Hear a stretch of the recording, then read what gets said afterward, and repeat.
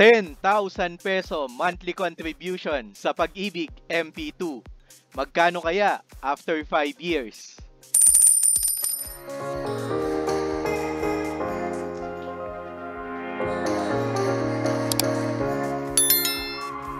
Ito ang dividend rate na idineclare ng Pag-ibig sa kanilang MP2 sa huling 5 taon. Noong 2019, nakapag-declare sila ng 7.23%. Noong pandemic years, nakapag-declare sila ng 6.12 at 6%. After ng pandemic, nakapag-declare sila ng 7.03% at ang pinakahuli noong Feb 27, 2024, nakapag-declare naman sila ng 7.05%. Ang average ng 5 taon na ito ang gagamitin natin sa ating computation ng dividend sa ating sample ngayon na gagawin natin. Kukunin natin ang total nito at i-divide naman natin sa loob ng 5 taon. Ang gagamitin natin na dividend rate sa ating computation ay 6.69%. Ito ang gagamitin natin pansamantala sa ating computation.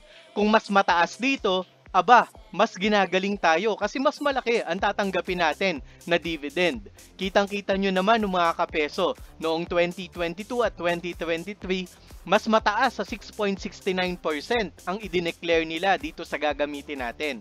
So mas malaki pa ang kikitain mo ngayon sa MP2 mo.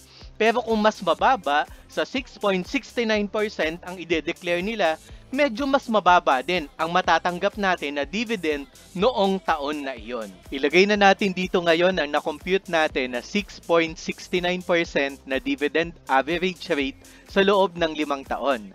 At ang ating monthly deposit na 10,000 pesos kada buwan. Maghuhulog tayo sa loob ng 5 taon o makakaipon tayo in 60 months ng 600,000 pesos. Yan yung total ng magiging puhunan natin ng paghuhulog natin sa ating MP2 savings. Kumpletuhin natin ang paglalagay natin ng 10,000 pesos hanggang makarating tayo ng March 2029. Yan ang pinakahuling buwan na maghuhulog tayo kasi nag-umpisa tayo ng April 2024. Ibig sabihin, pinakahuli natin March 2029 at April 2028, pwede na nating i-harvest ang ating kinita sa Pag-ibig MP2.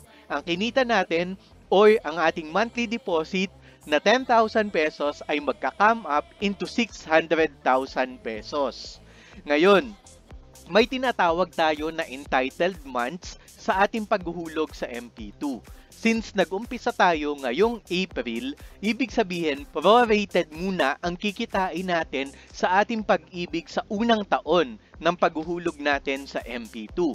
Ibig sabihin, April hanggang December, may natitira na lamang na 9 months na computation sa ating Pag-ibig. Paano natin yun na-compute?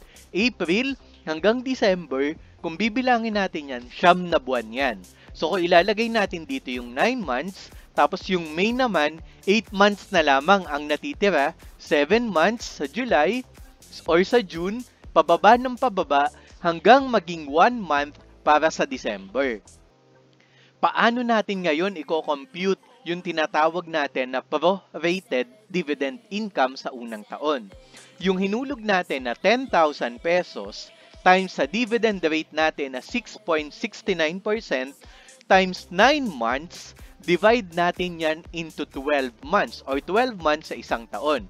Ang dividend income natin sa 10,000 pesos na inihulog natin ay 501 pesos. Kaya ang magiging total money natin sa unang buwan ng paghuhulog natin ay 10,000 plus 501 equal 10,501 pesos.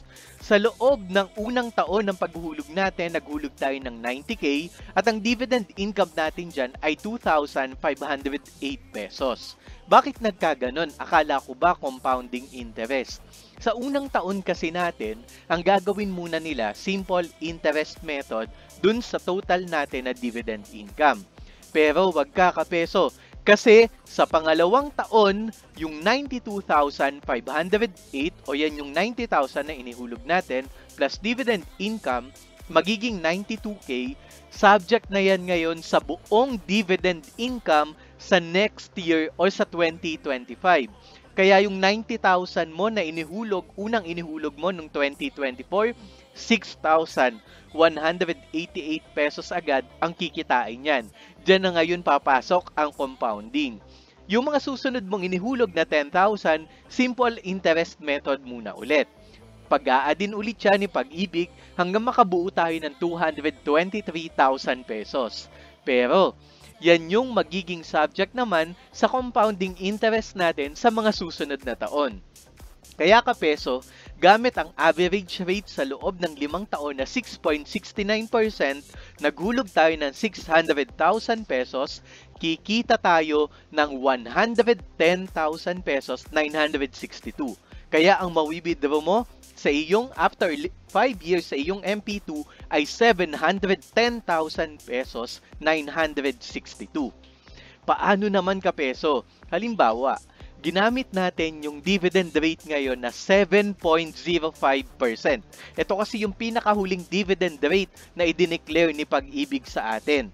Kung 7.05% pero hindi natin sinasabi na palaging 7.05%, kapag mas mababa dito, syempre mas mababa yung dividend income na kikitain natin. Pero wag ka kapeso, kung mas mataas pa sa 7.05%, of course, mas malaki ang kikitain natin sa ating savings sa Pag-ibig. Ilagay natin dito na 7.05% ang magiging dividend rate natin sa loob ng 5 taon. Paiba-iba yan kapeso ha, hindi palaging fixed na 7.05%. Ilagay na natin siya dito, 7.05%. Yung kanina na 110,000 pesos mo, naging 117,000 pesos. Kaya ang total na makukuha mo, 717,000 pesos, 466. Sabi mo kapeso, parang ang hirap din naman na buwan-buwan na lang, palagi na lang ako maghuhulog ng 10,000. Pwede bang isang bagsakan na kada taon, maghulog na lang ako ng 120,000 pesos? Kasi parang ganun din eh. Pwede yan kapeso, subukan natin dito. 120,000 ang iuhulog natin kada taon. Ganun pa rin ang average rate na dividend rate natin. Subukan natin, 120,000 ang inihulog natin ngayong April 2024. Again, magiging prorated muna yan kapeso ha, 9 months muna kasi April tayo nagsimula eh. Kaya ang dividend income mo sa unang taon pa lang ng paghuhulog mo times 6.69% times 9 months divide 12, ang dividend income mo kaagad ay 6,021 pesos. Ang total money mo kapeso, 120 plus 6,000 pesos ay 126,000 pesos kaagad kapeso. Sabihin natin dire-diretso na sa loob ng 5 taon naghuhulog tayo ng 120,000 pesos. Mawi-withdraw natin, hindi na tayo maghuhulog ng 2029 na kasi 3 months na lang yung natitira. At saka nabuo na natin yung 600,000 pesos natin. 60 months din ang bilang yan. Ang dividend income na makukuha mo ay 141 pesos 309. Ang total money na mawi-withdraw mo kapeso, 741,000 pesos. E paano kapeso? Kung ginamit natin ngayon yung 7.05% na current rate, paiba-iba ang rate ni Pag-ibig kapeso ha, hindi palaging 7.05%. Tingnan mo, ang kinita nung 600k mo, 149,000 pesos, halos 150k. Kaya ang total money mo ngayon, 749,684 pesos kapeso. Bakit gano'n? Nagkaroon ng difference. 749 dito, pero dito yung kikitain mo, 717,000 pesos. Eh, 600,000 pesos din naman yung nabuo mo. Kung makikita mo dito kapeso, tingnan mo sa unang taon pa lang. Ang kinita mong dividend income, 2,643.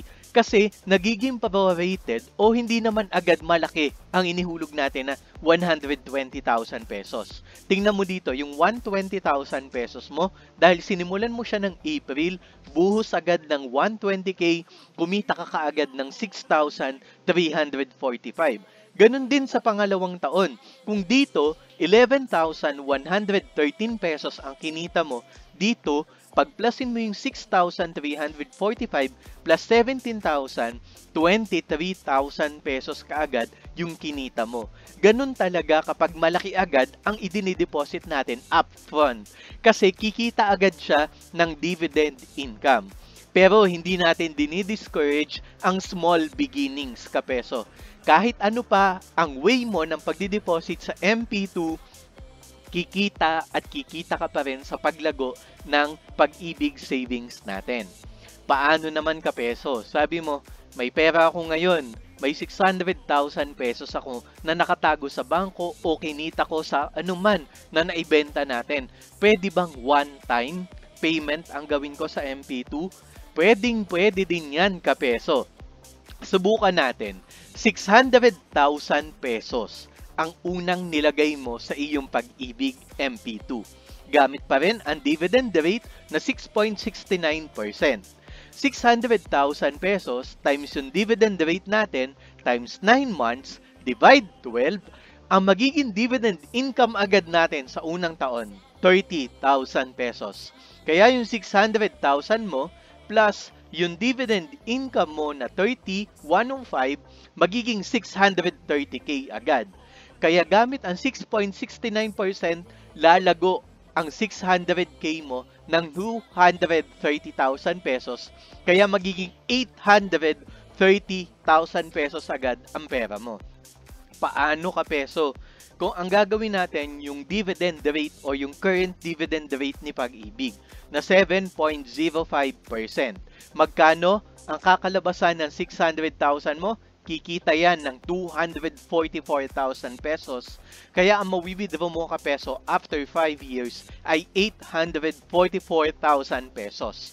Kung dito sa yearly deposit naman, 749 pesos, halos 100k ang pagitan niya, kapeso. At sa monthly deposit naman ay 717,000 pesos. Kahit anong approach mo, kapeso, kikita at kikita ka pa rin sa Pag-ibig MP2. Ano, kapeso? Excited ka na bang simulan ang iyong 10,000 peso monthly deposit journey sa Pag-ibig? Aba, simulan mo na ngayon, kapeso.